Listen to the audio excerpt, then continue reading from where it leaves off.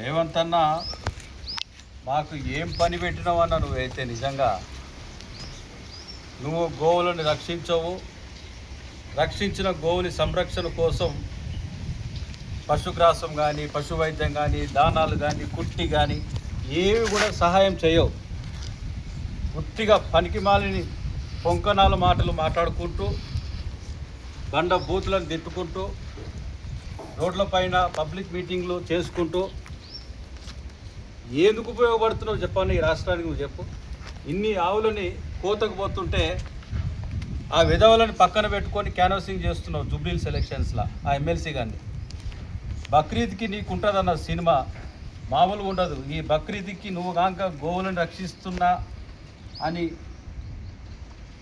గోవుల రక్షణ కోసం చట్టాలని నువ్వు కాక అమలు చేయకపోతే బక్రీద్కి నీ బాక్స్ బద్దలవుతుందని కూడా నేను చెప్తున్నా. ఈసారి వదిలిపెట్టేది లేదు.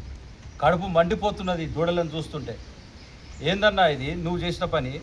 నువ్వు గోవులను రక్షించకుండా సంరక్షించకుండా దాని తల్లి చచ్చిపోతే ఇట్లా డబ్బాల పాలు తీసుకొచ్చి పాలను పట్టేటువంటి పరిస్థితి రోజు జరుగుతుంది ఇక్కడ. ఈ దూడ నేను క్షమించినా కూడా ఈ దూడ క్షమించాదని నేను నిజంగా చెప్తున్నా.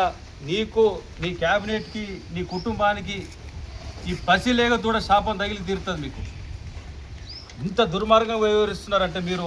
1000 కోట్లు పనికి మాలిన స్కీమ్లు ఎవడు అడిగిండా? నేను ఆనికి ఉచిత బస్సు స్కీము, ఈ ఉచిత బస్సు స్కీములు ఎవడు పెట్టబడ్డా? నీకు ఇన్ని 1000 కోట్ల రూపాయలు ఎందుకు నువ్వు దుర్వినియోగం చేస్తున్నావు? కనీసం ఈ పశువులకి ఏమైనా దానాలు కానీ సాయం చేసినావా? నువ్వేమన్నా ఒక్క రూపాయినా కేటాయించినవా? అంత యూజ్లెస్ ఫెలోస్ జమ అయ్యారు మొత్తం తెలంగాణ రాష్ట్రంలో మంత్రివర్గం అంతా.